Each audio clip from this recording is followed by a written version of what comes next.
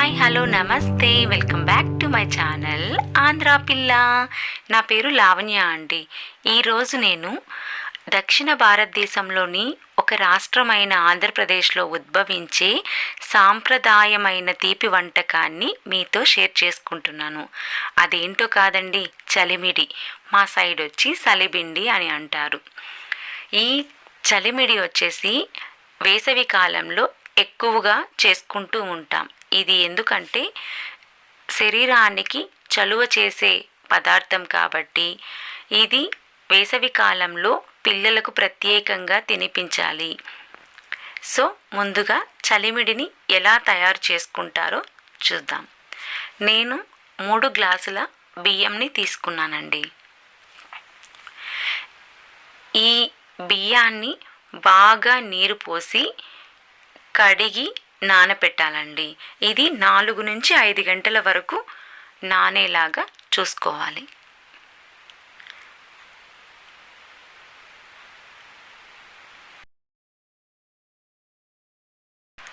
బాగా నానిన తర్వాత ఆ బియ్యంను నీటి నుంచి వేరు చేసి సపరేట్ చేయాలండి. తర్వాత ఆ బియ్యంను ఆరబెట్టాలి. ఆ బియ్యము ఆరే లోపల ఈ చలివిడికి కావలసినటువంటి పదార్థాలని మనము తయారు చేసుకోవాలి. ముందుగా ఇందులో కావలసినది వేరుశనగపప్పు. ఈ వేరుశనగపప్పును బాగా వేయించుకోవాలి. ఇలా వేగిన పప్పుని దాని మీద ఉన్నటువంటి పొట్టును తీసేసి మనము ఇలా తయారు చేసుకోవాలి. తరువాత వేయించిన శనగపప్పును తీసుకోవాలి. బెల్లము,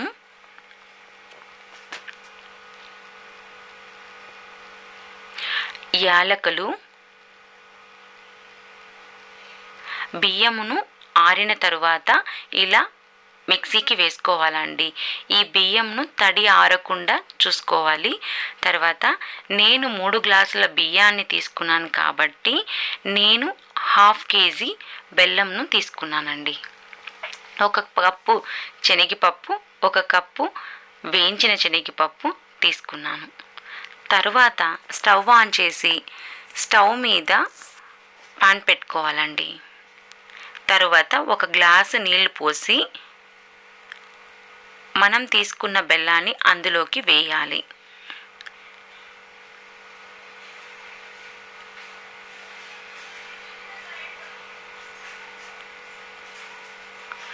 ఇందులో పాకం వచ్చే వరకు ఇలా కలబెడుతూ ఉండాలండి. పాకం వచ్చిందా లేదా అని మధ్య మధ్యలో చెక్ చేసుకుంటూ ఉండాలి.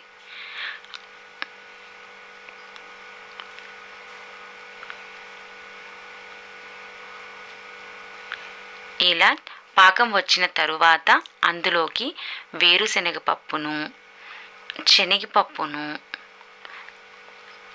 యాలకుల పొడిని వేసి అందులో కలపాలి.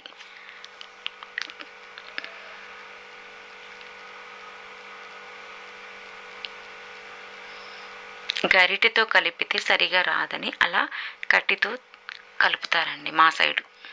తర్వాత బియ్యపు పిండిని కొంచెం కొంచెంగా అందులోకి వేసుకోవాలి. ఇలా వేసిన తర్వాత ఇలా కొంచెం మెత్తగా వస్తుందండి. ఇలా చూసుకోవాలి. బియ్యపు పిండిని ఎప్పుడు కొంచెం ఎక్కువగానే చేసి పెట్టుకోవాలి. సో మీరు చూస్తుంటే అక్కడ ఇలా మనం రౌండ్స్ చేసుకోవడానికి సరిపోయేలాగా ఉంది.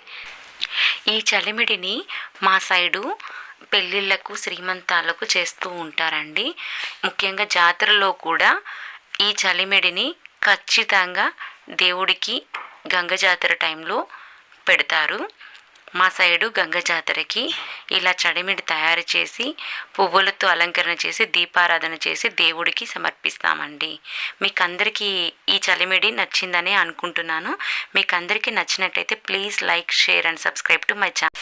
Thank you so much for watching this video. Thank you.